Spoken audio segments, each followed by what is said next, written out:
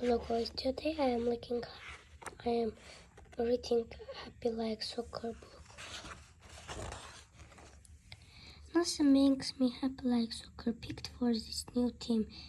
With these shiny girls, my shoes have the flames and my ball spins on this spread out sea of grass with no weeds, fields with no holes and real goals, not two garbage cans shoved together like in the lot by my apartment, where soccer means any kid who shows up can play. But nothing makes me sad like soccer too, because the restaurant where my aunt works is busy on Saturdays and she can't take time off for something like a soccer game. Early every game day, my aunt looks me over, good, brushes my hair, rubs my legs with lotion. She says, "Have fun and play hard, Sarah." I am smile, but when she hugs me goodbye, I know she can feel me low around the edges. Then my ride comes, filled with laughing girls who know the jokes I don't. We weave past the empty lot and through my neighborhood and outside the city where the buses don't run.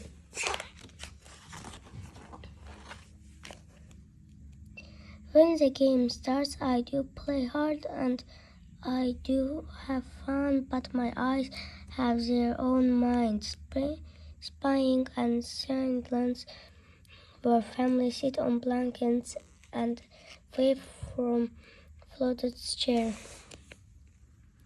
They cheer for me by the number on my uniform, not knowing my name. Every girl has someone there but me. Coach Marco high-fives me and tells me he's glad I am on the team. When he asks me if there is anything I need, I bite my lip without meaning and tell him no. After the game, we ride back home into the city, through my neighborhood, past the empty lot, and right to the restaurant, where my aunt brings me chicken and noodles. On her break, we talk about the game and what all happened as best I remember.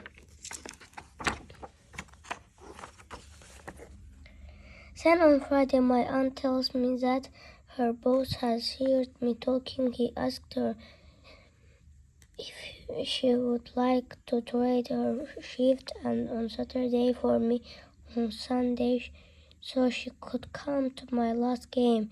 What do you tell me? I ask. My aunt laughs. I said yes, of course, I would. Then we dance. I made up dance in the kitchen and bake a cherry cake the way we always do when there's celebrating going on. That night I am so excited that I dream about soccer in my dream. I am running so fast that I lift off the ground a little bit. Even my ball in the air, flying dreams me feeling fine. My aunt sings in the morning when she is right. My aunt and I travel to the game together, riding on the bus past the empty lot, then another through the city, then walking in the rest of the way to the fields. But when my game is ready to start, I feel it. The fat raindrops plopping, the thunder that show under the distant lighting. Coach Marco gathers us up quick and says the game is cancelled, but will be reshuffled. I swallow. Sure that the last game will be on the Saturday.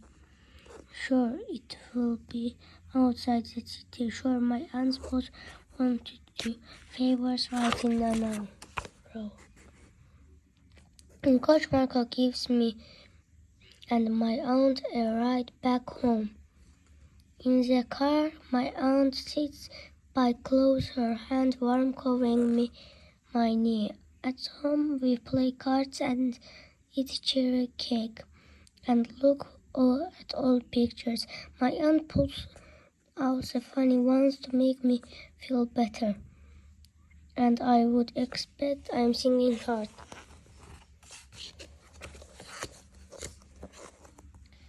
When she tucks me in, I am still singing about the empty lot by apartment and my aunt's day of being Monday, and I wonder if maybe it's time for this last game I can answer Coach Marco's question about if there's I am needing with something to my aunt is asleep, so I tip it to the kitchen. My heart is thumping the way it does when my teacher calls on my even thought I haven't raised my hand. I dial the first part of a Coach Marco's phone number and hang up, shaking. I wait and try again. Coach Marco answers. I take a breath and tell him I am sorry for it being late, and then I say that my idea fast and I'll run that maybe the game could be on a Monday, and maybe it could be at Lowe's at my apartment, and then maybe my aunt could come. Coach Marco is quiet, listening. Then he says he'll some calls. I can't promise Sarah. He says it's a long time until morning.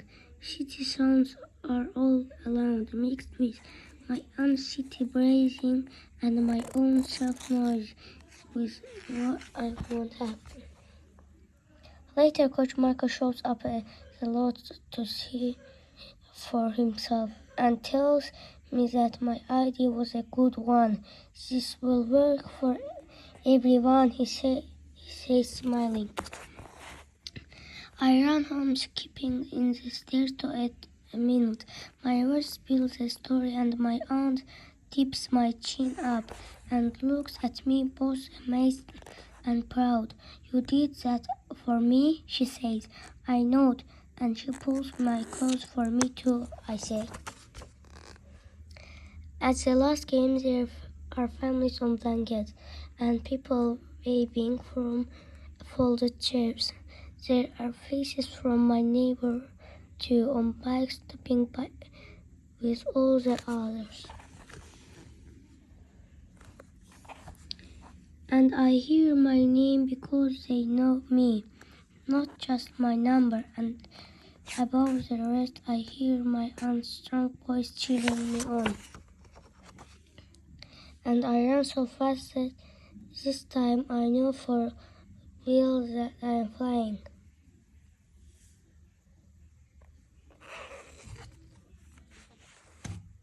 Please subscribe. If you want, you can get this book like soccer.